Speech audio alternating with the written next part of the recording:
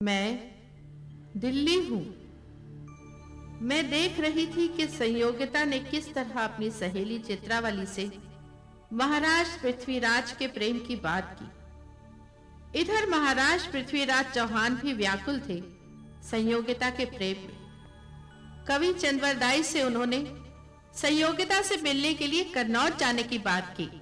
चंद्रवरदाई ने उन्हें सुझाव दिया कि वो वसंत उत्सव में तलवारबाजी की प्रतियोगिता में भाग लेने कन्नौज जाए। उधर महाराज जयचंद ने आल्हा और उदल से इस प्रतियोगिता के लिए निर्णायक के आसन पर बैठने की प्रार्थना की और इधर महारानी ने संयोगिता को बताया कि परंपरा अनुसार प्रतियोगिता में श्रेष्ठ तलवारबाज को वो अपने हाथों से पुरस्कार देगी। वसंत उत्सव आ गया। खेल के मैदान में सारे तलवारबाज मौजूद थे। महाराज पृथ्वीराज चौहान भी थे, मगर धरती सिंह के वेश में। और मैं सोच रही थी कि यह अनोखा खेल क्या रंग दिखाएगा।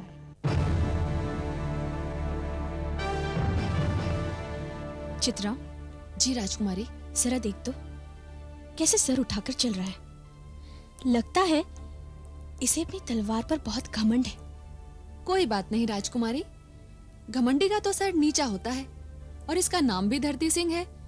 इसे धरती पे गिरते देर नहीं लगेगी।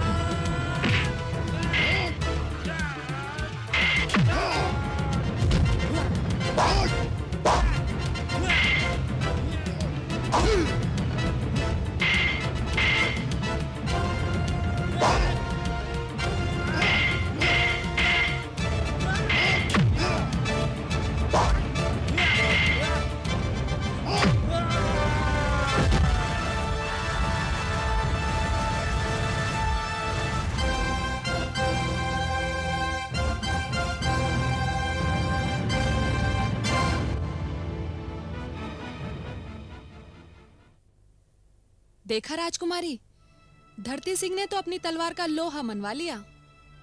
कोई बात नहीं चित्रा, और सूरमाओं से भी सामना है इसका। वो तोड़ देंगे इसका घमंड। अगर इसने उनका भी यही हाल किया तो राजकुमारी, वो इसी घमंड के साथ आएगा आपके हाथों पुरस्कार लेने। हम आंखें बंद करके पुरस्कार देंगे उसे।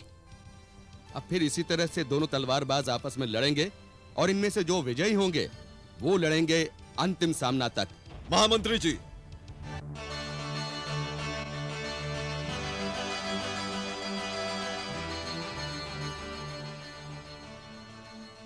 चित्रा। जी राजकुमारी, क्या बात है? इसकी आवाज कुछ जानी पहचानी सी लगती है। राजकुमारी, इसके बाद ये मत कह देना कि इसकी सूरत भी जानी पहचानी लगती है। आप कुछ कहना चाहते हैं धरती सिंह? जी हाँ, मेरा एक निवेदन है निर्णायक महोदय से। क्या निवेदन है आपका? अगर निर्णायक महोदय मुझे आज्ञा दें तो मैं इन दोनों तलवारबाजों का एक साथ मुकाबला करना चाहता हूं, अकेले।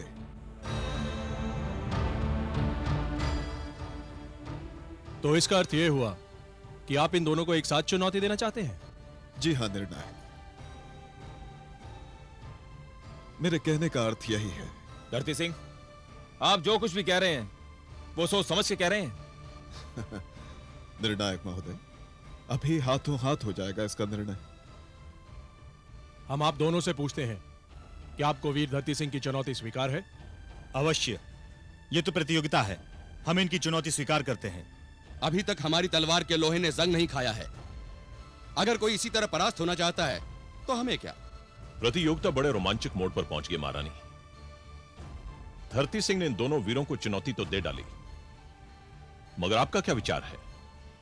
कौन जीतेगा, चुनौती देने वाला या चुनौती स्वीकार करने वाला? महाराज, जीता तो वही है जो पहला वार करता है। धरती सिंह के तेवर बड़े ही अनोखे हैं। हार और जीत का निर्णय तो अभी हो जाएगा। हाँ, मगर एक बात है, धरती सिंह की हिम्मत की प्रशंसा तो करनी पड़ेगी।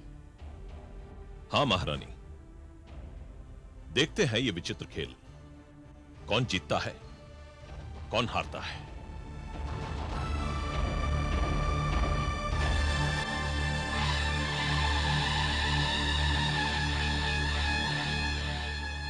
शुरू हो जाओ।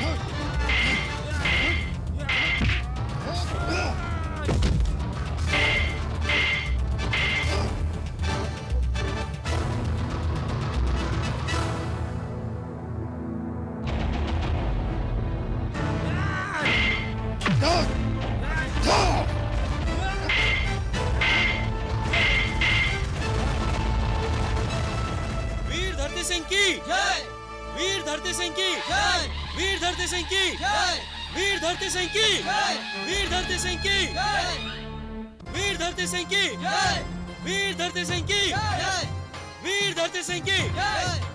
देख लिया ना महाराज, मैंने आपसे कहा था ना, धरती सिंह के तेवर बड़े ही निराले हैं। हां महारानी, लेकिन यह बात याद रखिए कि यह लड़ाई धरती सिंह ने अपनी वीरता और साहस के साथ जीती है। आओ उधर।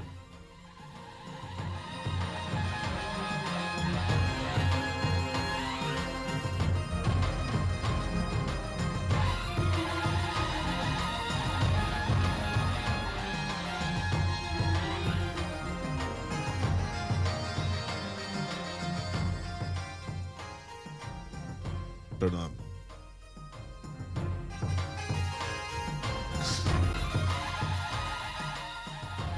वीर शिरोमणि धरती सिंह की जय हो।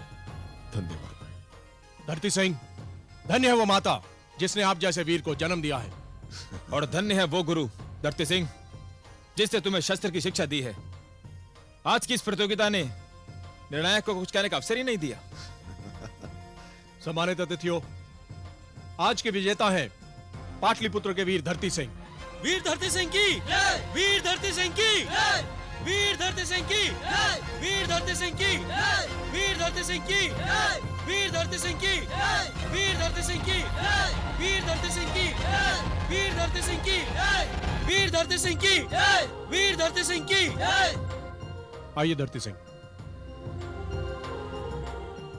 प्रणाम महाराज।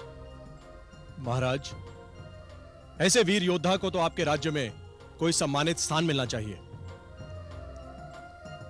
अवश्य।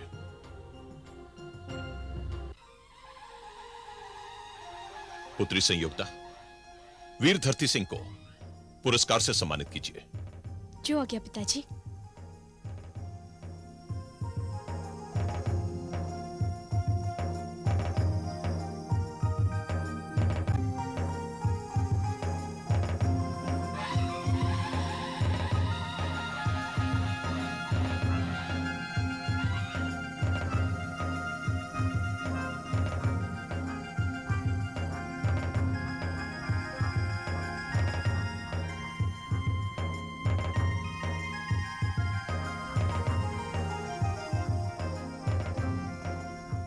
धरती सिंह, जी जी महाराज।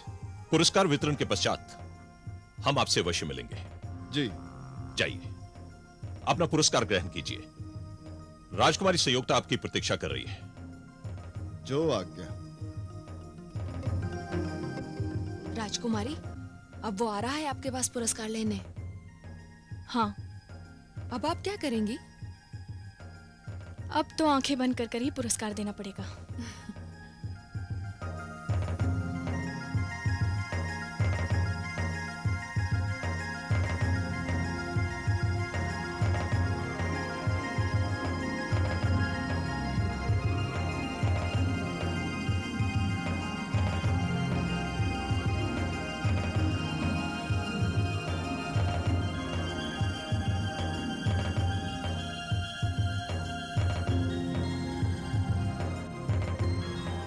राजकुमारी की जय हो।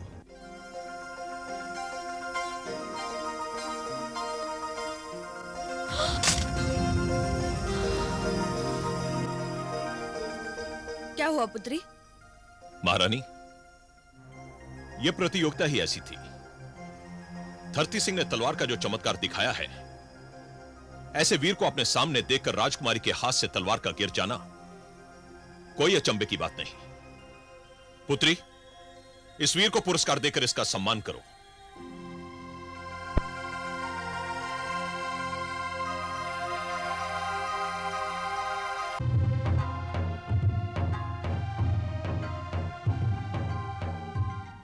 अब तो महाराज ने भी आज्ञा दे दी है।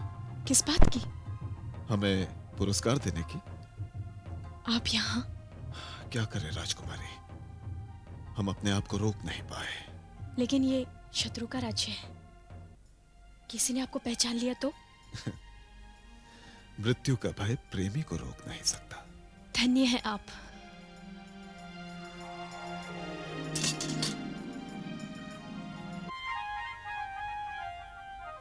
इस पुरस्कार के साथ हम आपको अपना हृदय भी दे रहे हैं। हम कल प्रातः उद्यान में आपकी प्रतीक्षा करेंगे राजकुमारी। हम जरूर आएंगे। धन्यवाद।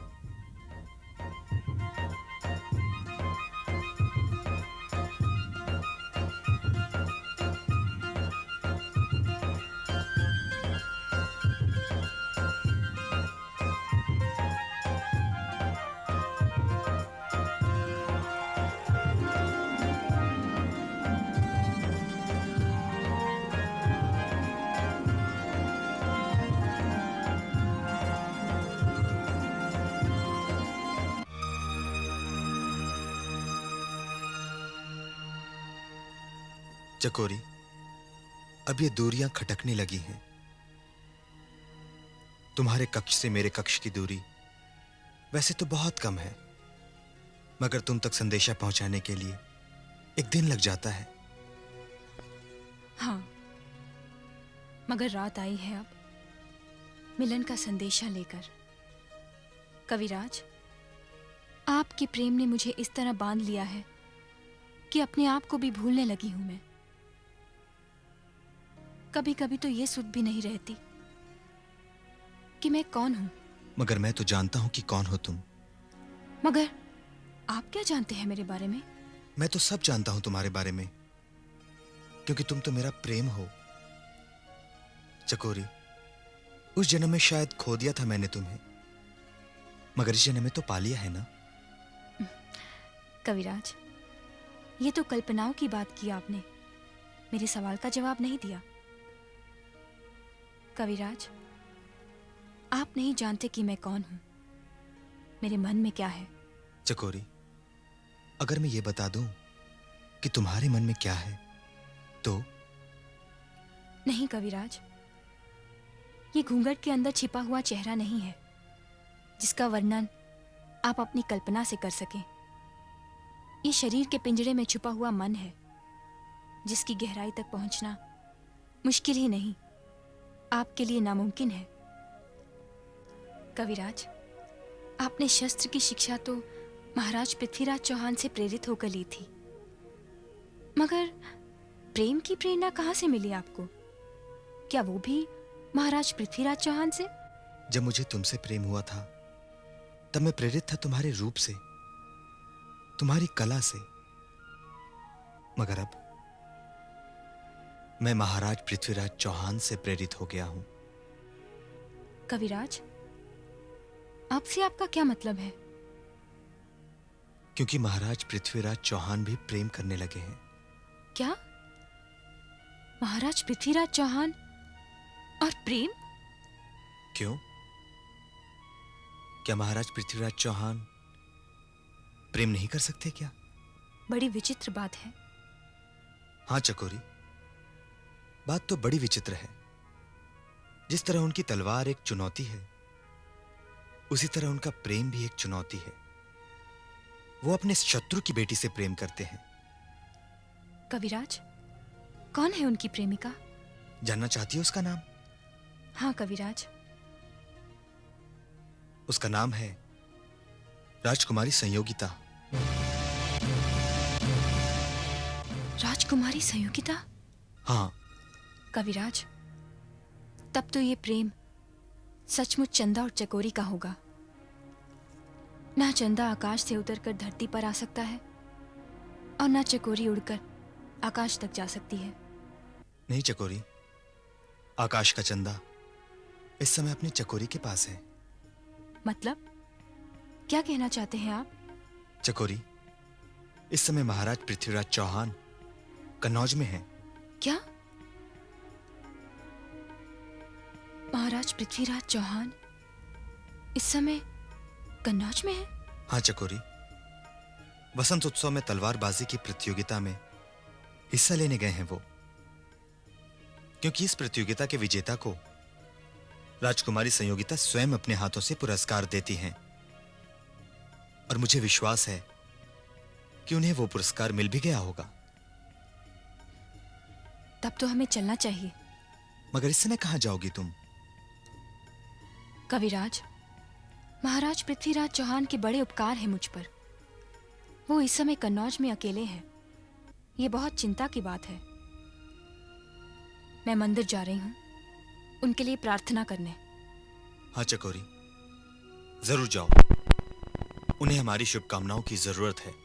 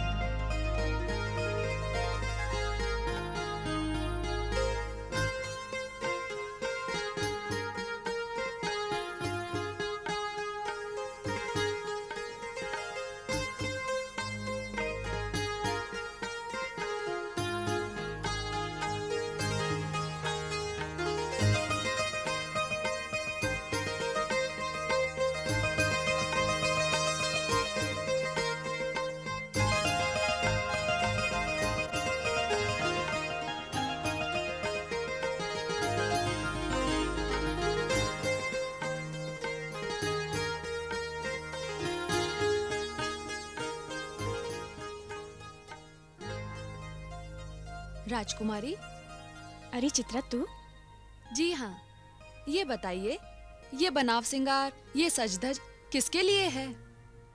अरे बताओ, ये भी कोई बात हुई? बनाव सिंगार, सज धज क्या किसी के लिए होता है? हाँ राजकुमारी, बनाव सिंगार तो होता ही है किसी के लिए। चित्रा, ये तो आज कैसी बातें कर रही है?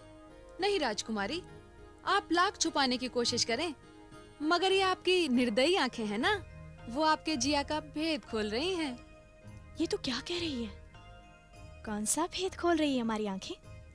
राजकुमारी, जब समारोह में आपके हाथों से तलवार गिर गई थी, तब सबकी नजरें तलवार पर थीं और मेरी नजर आप पर थी। चित्रा, सबकी नजर तलवार पर थी और तेरी नजर हम पर?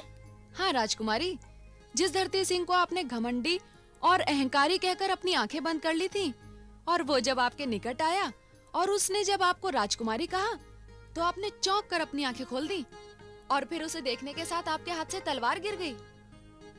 राजकुमारी जी, आप अपनी सहेली को इतना मूर्ख ना समझिए। नहीं नहीं, तू मूर्ख कहाँ, तू तो बहुत बड़ी विद्वान है। भला ये भी कोई बात हुई?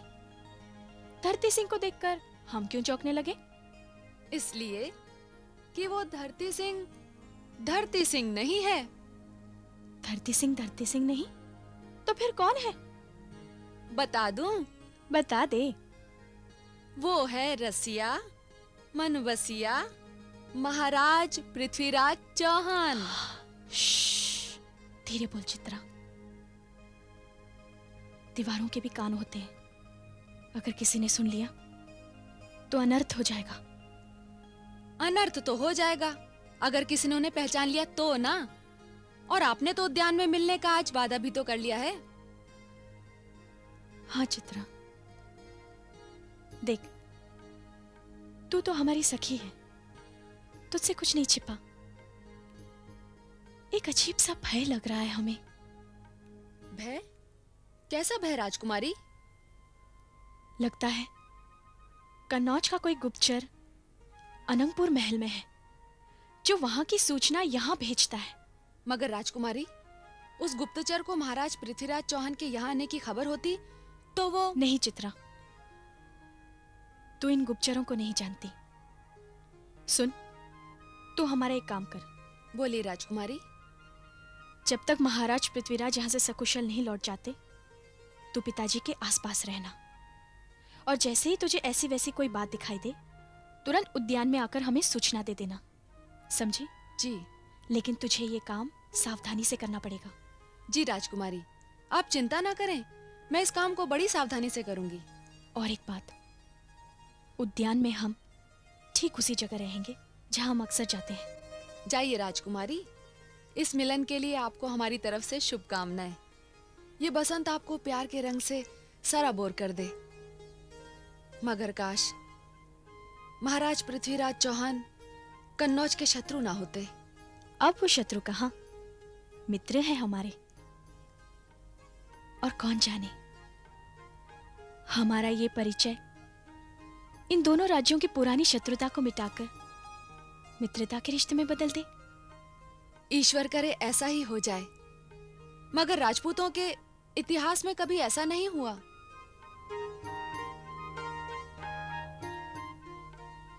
हम चलते हैं।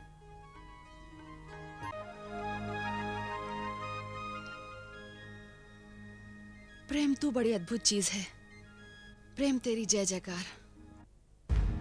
धरती सिंह, तलवारबाजी की ऐसी अनोखी कला हमने आज से पहले कभी नहीं देखी। ये आप क्या कह रहे हैं वीर शिरोमणि? भला मैं क्या और मेरी बिसात क्या? नहीं धरती सिंह, जिन दो तलवारबाजों के साथ आपने अकेले मुकाबला किया, वो अपने अपने क्षेत्रों के माने हुए तलवारबाज हैं। मगर आपके सामने उनकी तलवार की धार कुंद पड़ गई। यह तो खेल का मैदान था, मगर आप दोनों ने तो रणभूमि में एक दो का नहीं बल्कि पूरी सेना का सामना करके उन्हें धूल चटाई है। धरती सिंह, अगर हमारा अनुमान गलत नहीं तो तुम भी रणभूमि में अकेले ही सेना का सामना करने में सक्षम हो। अरे नहीं नहीं वीर शिरोमणि, कहां मैं और कहां आप। फिर भी आपकी तलवार का कौशल देखकर महाराज जयचंद बहुत प्रसन्न हुए। इतने प्रसन्न हुए कि वो आपको मुंह मांगा पुरस्कार देना चाहते हैं।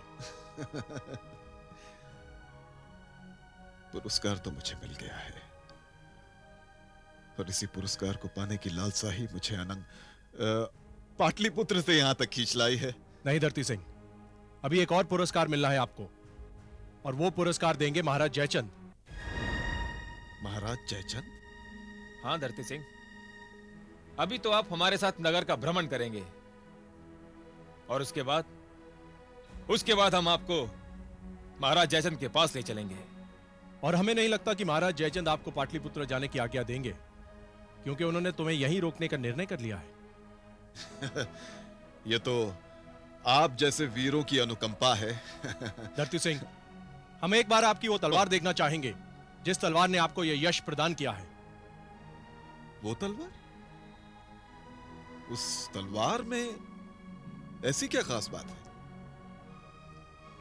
धरती सिंह, बात उस तलवार में है या तुम्हारे बाजुओं की शक्ति में है, इसका निर्णय तो हम वो तलवार देखकर ही कर सकते हैं। देखो मित्र, इस समय तो वो तलवार मेरे कक्ष में है, किंतु भ्रमण से लौटने के बाद मैं खुद लेकर आऊंगा वो तलवार आप दोनों की सेवा में।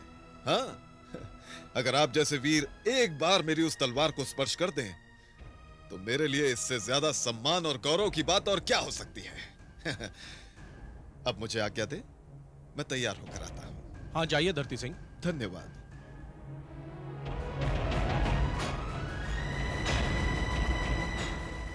दादा,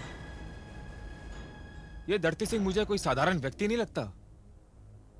इसकी भुजाओं में मुझे किसी महान योद्धा की झांकी नजर आती है। हाँ उदय, तुम सच कह रहे हो। एक वीर ही दूसरे वीर को पहचान सकता है और उसकी प्रशंसा कर सकता है। महाराज, संयोगिता को जिस उद्देश्य से आपने महोबा भेजा था, वो उद्देश्य तो पूरा हुआ ही नहीं। वो तो आधी यात्रा से लौट आई। हाँ महारानी, और इसका सबसे बड़ा कारण है पृथ्वीराज चौहान। किसी ने सच ही कहा है, शत्रु शत्रु ही होता है। उसने कड़ी सिरसा पर अपना अधिकार जमाकर हमारे लिए अजीब सी उलझन पैदा कर दी है। मगर इसमें दोष तो महाराज परमाल का था। दोष किसी का भी हो महारानी, लेकिन इसका फायदा तो पृथ्वीराज चौहान को ही हुआ ना। खैर कोई बात नहीं, हमने रायसूय यज्ञ की तैयारियां शुरू कर दी हैं, क्योंकि इसमें सबसे बड़ी बाधा थी पृथ्वीराज चौहान। लेकिन अब हमें इस बात का कोई डर नहीं, क्योंकि आला और उदल हमारे साथ हैं, और इसके साथ ही हमने राजकुमारी के स्वयंवर की तैयारियां भी शुरू कर दी हैं। और महाराज, हमें इस स्वयंवर के लिए सारे राज्यों के राजकुमारों को निमंत्रण देना होगा। यह स्वयंवर तो एक बहाना है महारानी। हम तो यही चाहते हैं कि राजकुमारी महाराज परमाल के गले में वरमाला डालते हैं। पर महाराज, मुझे संदेह है कि महोबा से लौटने के बाद क्या संयोगिता महोबा नरेश परमाल के गले में वरमाला डालेगी? क्यों नहीं डालेगी? यदि वो महोबा नरेश के गले में वरमाला नहीं डालेगी तो और किसके गले में डालेगी?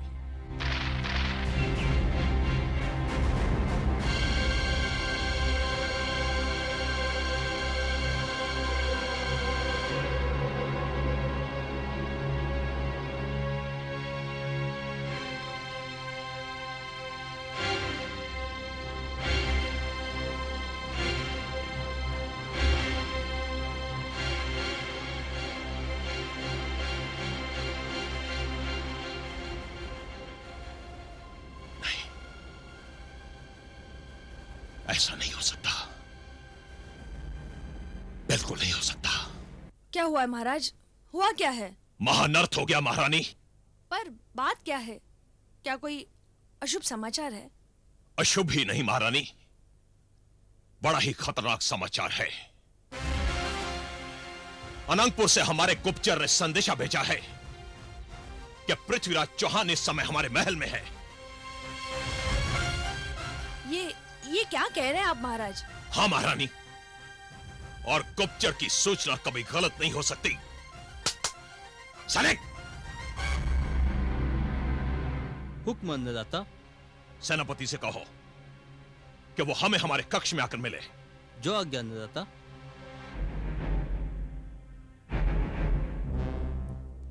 चित्रावली, जी अन्नदाता।